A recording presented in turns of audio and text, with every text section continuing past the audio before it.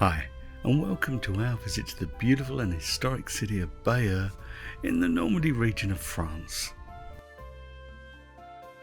For us, it's a road trip, starting at the Eurotunnel in Folkestone and our first international one with our Polestar EV. We will head the 232 miles or 373 kilometres from Calais to Bayeux, the first destination on our mini break to Normandy.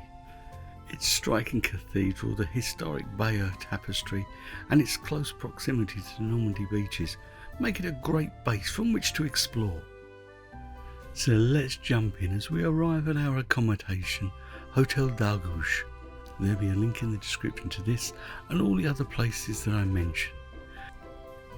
I won't refer to the EV again, I promise, except to say that I will cover the road trip in a later video.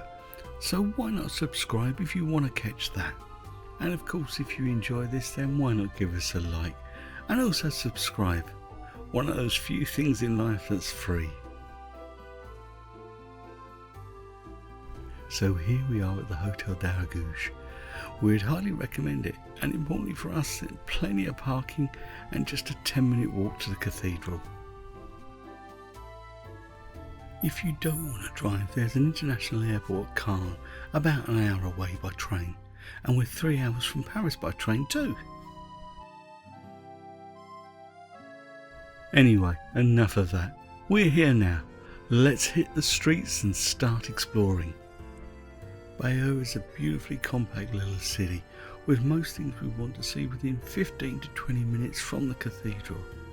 It does get a lot of tourist business, and most of us are a certain vintage and interest in its history, from the telling of the events that led to the Norman invasion of 1066 in the Bayeux Tapestry to the story that unfolded in June 1944 after the D-Day landings, and you get a sense there's a deep gratitude to its allies here. Bayeux was the first city to be liberated on the 7th of June 1944. And in no time we've come across Bayeux's beautiful cathedral, or to give it its full name, the Cathedral of Our Lady of Bayeux. It's believed to have been built on what was once Roman sanctuaries, and that shouldn't be a surprise because the first major settlement of Bayeux was Roman, although it was known as Augustorum. It was later destroyed by the Vikings and rebuilt in the 9th and 10th centuries. The Vikings loved the region so much they stayed and became known as Men of the North, or Normans.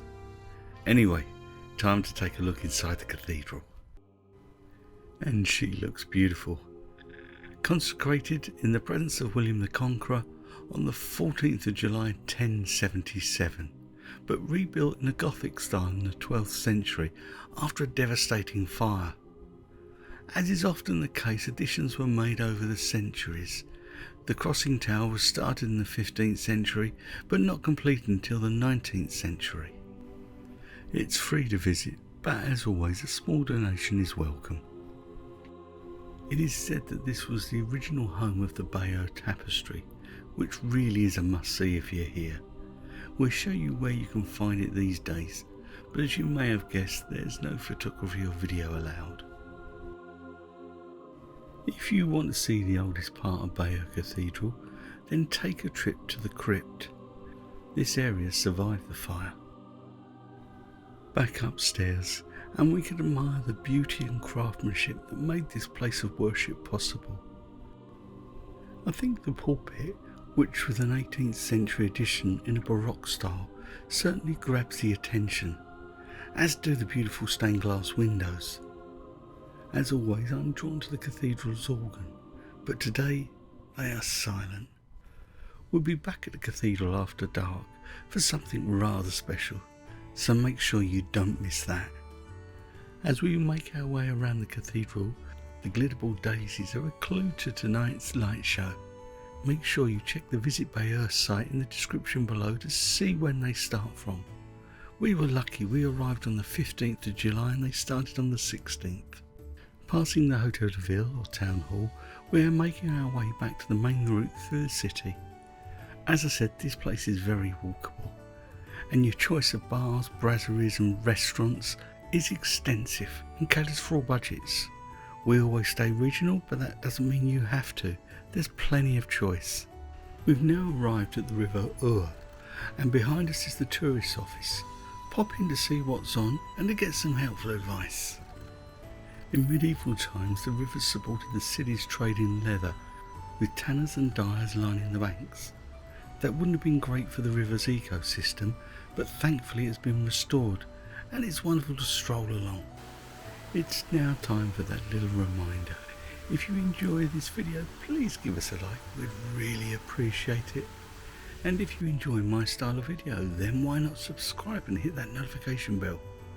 We'll have more of this little mini break of Normandy, our 2,000 mile plus tour of France, from a little later in the year. And of course, more of our travels through the UK. And to be honest, who knows where else? So now time to make our way to the museum that holds the Bayeux Tapestry.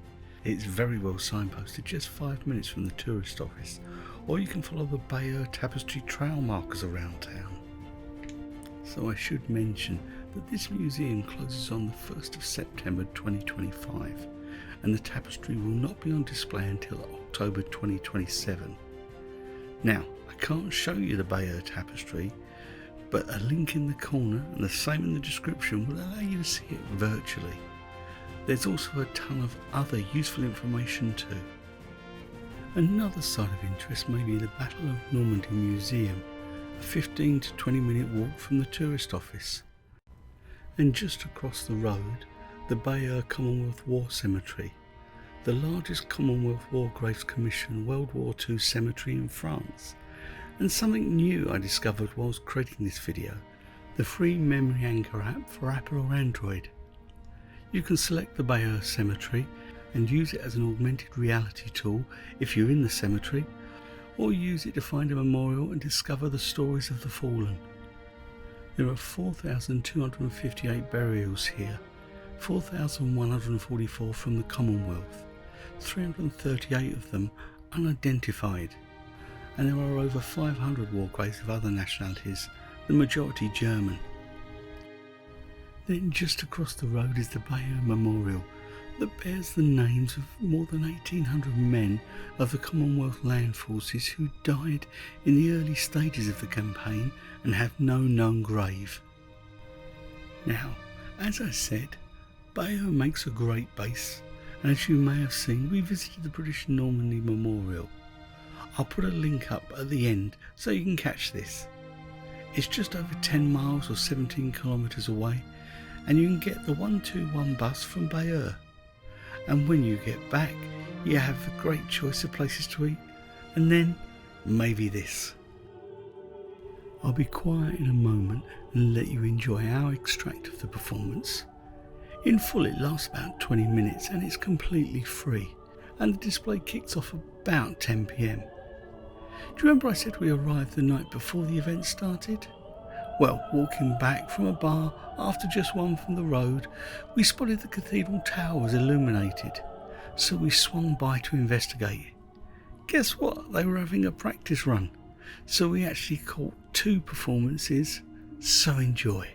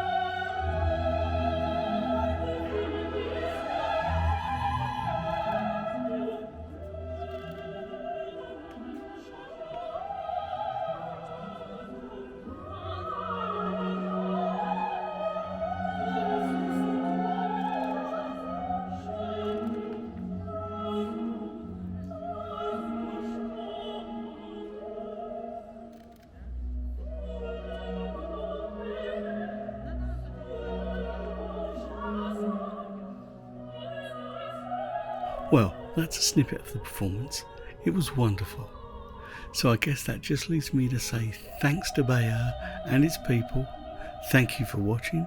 Stay safe, stay well, and happy travels.